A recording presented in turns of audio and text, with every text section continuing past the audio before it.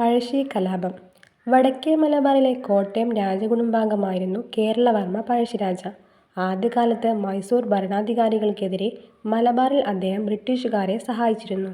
ഇതിന് പകരമായി കോട്ടയം പ്രദേശത്തെ നികുതി പിരിക്കാനുള്ള അധികാരം പഴശ്ശിക്ക് നൽകാമെന്നും വ്യവസ്ഥയുണ്ടാക്കി. എന്നാൽ ശ്രീരംഗപട്ടണം ഉടമ്പടി പ്രകാരം മലബാർ ഇംഗ്ലീഷ് ഈസ്റ്റ് ഇന്ത്യാ കമ്പനിയുടെ അധീനതയിലായതോടെ സ്ഥിതി മാറി.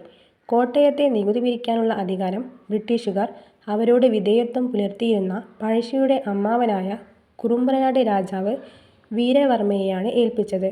ഈ അവഗണനയ്ക്കെതിരെ പ്രതിഷേധിച്ച പഴശ്ശിരാജ പുതിയ ഭരണാധികാരികൾക്ക് നികുതി കൊടുക്കേണ്ടതില്ലെന്ന് ജനങ്ങളോട് ആഹ്വാനം ചെയ്തു. ഇതോടെ പഴശ്ശിക്കും ബ്രിട്ടീഷുകാർക്കുമിടയിൽ സംഘർഷം ഉടലെടുത്തു. താവളം വയനാട്ടിലേക്ക് മാറ്റിയും തദ്ദേശ ജനവിഭാഗങ്ങളെ കൂട്ടിച്ചേർത്തും ഒളിപ്പോർ നടത്തിയും ഇംഗ്ലീഷ് ഈസ്റ്റ് ഇന്ത്യാ കമ്പനിക്കെതിരെ പഴശ്ശി പ്രതിരോധം നടത്തി. കുറിച്യനായകൻ തലയ്ക്കൽ ചന്തു, നായർ പടയെ നയിച്ച എടച്ചേന കുങ്കൻ, കൈതേരി അമ്പു, കണ്ണവത്ത് ശങ്കരൻ, വള്ളൂർ എമ്മൻ എന്നിവർ പഴശ്ശിക്ക് ശക്തമായ സൈനിക പിൻബലം നൽകി. വനങ്ങളും മലയിടുക്കുകളും നിറഞ്ഞ വയനാട്ടിൽ ജനങ്ങളുടെ പിന്തുണയോടെ പ്രതിരോധം തീർത്ത പഴശ്ശിയെ കീഴടക്കുക എളുപ്പമല്ലെന്ന് ബ്രിട്ടീഷുകാർ മനസ്സിലാക്കി. തന്ത്രപ്രധാന സ്ഥലങ്ങളിൽ സൈനിക താവളങ്ങൾ ഒരുക്കിയും പുതിയ റോഡുകൾ നിർമ്മിച്ചും വയനാട്ടിലേക്ക് അരി എത്തിക്കുന്നത് തടഞ്ഞും കലാപത്തിൽ പങ്കെടുക്കുന്നവരെ പിടിച്ചുകൊടുക്കുന്നവർക്ക് പാരിതോഷികം പ്രഖ്യാപിച്ചും പഴശ്ശിക്കെതിരെ ബ്രിട്ടീഷുകാർ ബഹുവിധ നടപടികൾ സ്വീകരിച്ചു. 2 പഴശ്ശി യുദ്ധങ്ങളാണ് നടന്നിട്ടുള്ളത്. ബ്രിട്ടീഷ് സർക്കാർ ഏർപ്പെടുത്തിയ നികുതിയുമായി ബന്ധപ്പെട്ടതാണ് ആദ്യത്തെ പഴശ്ശി യുദ്ധം. മൈസൂർ അധികാരികൾ കർഷകരിൽ നിന്ന് നേരിട്ടാണ് നികുതി പിരിച്ചിരുന്നത്. ബ്രിട്ടീഷുകാർ ഈ പതിവ് അവസാനിപ്പിച്ച് നികുതി പിരിവ് ഓരോ ഇടത്തുമുള്ള നാട്ടുവാഴികളുടെയും ഭരണാധികാരികളെയും ഏൽപ്പിച്ചു. നാടുവാഴികൾ ഒരു നിശ്ചിത തുക സർക്കാരിനെ ഏൽപ്പിച്ചാൽ മതി. നാടുവാഴികൾ ഈ അധികാരം ഉപയോഗിച്ച് ജനങ്ങളെ പിഴിഞ്ഞു. കോട്ടയം പ്രദേശത്തെ നികുതി പിരിക്കാൻ കുറുമ്പ്രനാട് രാജാവിന് അധികാരം കൊടുത്തു. ഇത് കേരളവർമ്മ പഴശ്ശിയെ ചൊടിപ്പിച്ചു. തൻ്റെ അതിർത്തിക്കകത്തു നികുതി പിരിക്കുന്നതിനെ അദ്ദേഹം എതിർത്തു.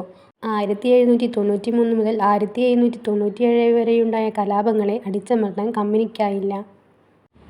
ടിപ്പുവിൻ്റെ മരണത്തോടെ തെക്കേ ഇന്ത്യയിൽ കമ്പനിയുടെ ശക്തി വർദ്ധിച്ചു. ഇതോടെ പഴശ്ശിരാജയ്ക്കു നൽകിയിരുന്ന വാഗ്ദാനങ്ങളെല്ലാം അവർ പിൻവലിച്ചു. വയനാടിനു വേണ്ടി അവർ വീണ്ടും അവകാശം ഉന്നയിച്ചു. ടിപ്പു സുൽത്താൻ്റെ കയ്യിലിരുന്ന വയനാട് ശ്രീരംഗപട്ടണം ഉടമ്പടി പ്രകാരം കമ്പനിക്ക് അവകാശപ്പെട്ടതാണെന്ന് അവർ പ്രഖ്യാപിച്ചു. പഴശ്ശിയും കമ്പനിയും ഒരു യുദ്ധത്തിനു തയ്യാറായി. ആർതർ വെല്ലസ്ലിയാണ് പഴശ്ശിക്കെതിരെ പട നയിച്ചത്. പഴശ്ശി തൻ്റെ വിശ്വസ്തരായ കണ്ണവത്ത് ശങ്കരൻ നമ്പ്യാർ, കൈതേരി അമ്പു നായർ, എടച്ചേനം കുങ്കൻ നായർ, ചുഴലി നമ്പ്യാർ, എമൈൻ നായർ, തലയ്ക്കൽ ചന്തു എന്നിവരോടൊപ്പമാണ് ബ്രിട്ടീഷ് സേനയെ നേരിടാൻ ഇറങ്ങിയത്. 1800 മുതൽ 1804 വരെ പലവട്ടം യുദ്ധങ്ങൾ നടന്നുവെങ്കിലും പഴശ്ശിയെ തോൽപ്പിക്കാൻ ബ്രിട്ടീഷുകാർക്ക് സാധിച്ചില്ല. തലശ്ശേരിയിലെ സബ് കളക്ടറായി വന്ന തോമസ് ഹാർവേ ബാബർ പഴശ്ശിയുടെ ശക്തിയായിരുന്ന സേനാനായകന്മാരെ വധിച്ചും താവളങ്ങൾ കണ്ടെത്തിയും പഴശ്ശിയെ കൂടുതൽ പ്രതിരോധത്തിലാക്കി. 1805 നവംബർ 30-ന് വയനാട്ടിലെ മാവിലന്തോട് എന്ന സ്ഥലത്ത് വെച്ച് യുദ്ധത്തിൽ നിന്നും തൽക്കാലം പിൻവാങ്ങിപ്പോവുകയായിരുന്ന പഴശ്ശി സേനയെ ബ്രിട്ടീഷ് സേന ആക്രമിക്കുകയും തുടർന്ന് നടന്ന യുദ്ധത്തിൽ കേരളവർമ്മ പഴശ്ശിരാജ കൊല്ലപ്പെടുകയും ചെയ്തു.